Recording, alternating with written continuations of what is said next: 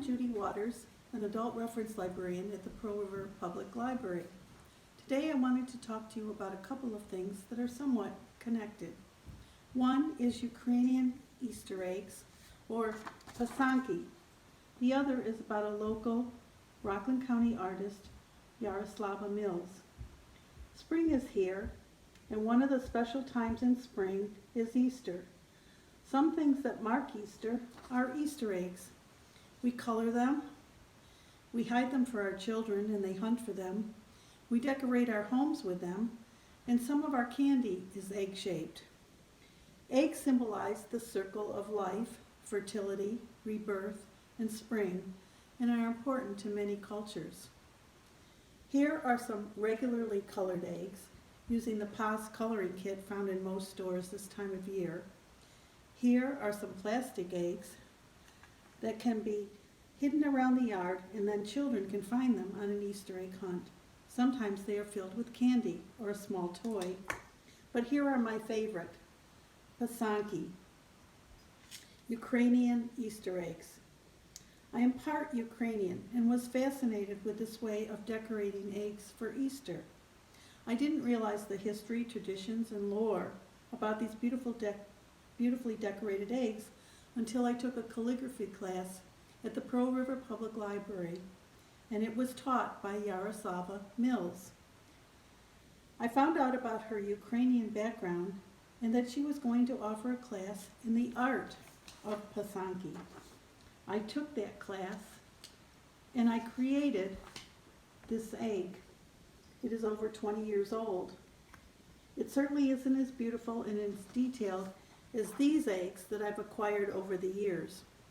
Her class was so interesting because she not only showed us how to do this intricate work, but explained the history of this creative art, why it is so important to the Ukrainian culture, what the symbols on the eggs represent, and why it is more important than just decorating an egg. Learning to do pasanki can take hours, but there are many YouTube videos that can show one how to do it. Pasanki is from the word pisati, which means to write or inscribe. The designs are not painted on, but written on the egg, and there are special tools and materials used to create these eggs. One tool is the kitska, used to write the designs. And here is a mold of beeswax that is used with the kitska. Beeswax is the only kind of wax used because it sticks to the eggshell and has a high melting point. And I don't have any here, but vegetable and fruit dyes are used to dye the eggs and are made from such things as beets, spinach, blueberries, onion skins, and herbs. As you look at the eggs, you can see the geometric designs, stars, spirals, crosses, fish, wheat, flowers, and many symbols of life, prosperity, and protection. After the eggs were finished, they were given to family and friends as a way of sharing good fortune. The egg itself is a symbol, as it has an unending surface, which represents eternal life, or is a symbol of rebirth. The lore of pasanki comes from an old Ukrainian folk legend. The folk legend is about how good overcame evil with the decorating and sharing of eggs. This legend is many thousands of years old. The Ukrainian belief is that it is a person's sacred duty or obligation to write blessings or special symbols on eggs every spring, and then give away as many as possible. The story goes that a terrible monster lived in a deep cave and had been chained to a rock there since the beginning of time. Every spring, the ugly monster sent out a demon into the four corners of the earth. He was looking to see if people were still being good to each other, still writing blessings on eggs, and still giving them to one another. If so, the monster was sad and had to stay chained to the rock for another year. But if people stopped writing blessings on the eggs and stopped giving them as gifts, the monster would be happy and would break his chains.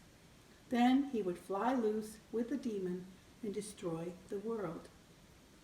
This is why the eggs are written with symbols representing good life, good fortune, and prosperity.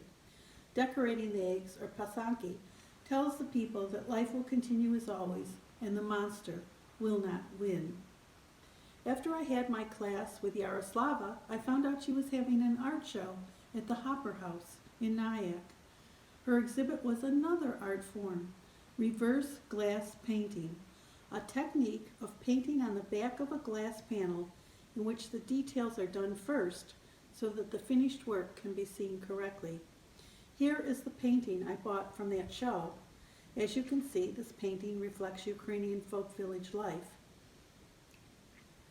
Here is a card that has a copy of one of her glass paintings. This one happens to be one of young women doing pasanki in the Ukrainian village. When I went to Yaroslava's house to pick up my painting, she gave and signed this book to our family. It is called I Like You and Other Poems for Valentine's Day, selected and illustrated by Yaroslava. She was an illustrator of many children's books. Here's another one, The Mitten, an adorable tale about a little boy's lost mitten and how it helped keep some forest animals warm one day. It was illustrated by her. Next time I will talk a little bit more about Yaroslava and all the art forms that she accomplished.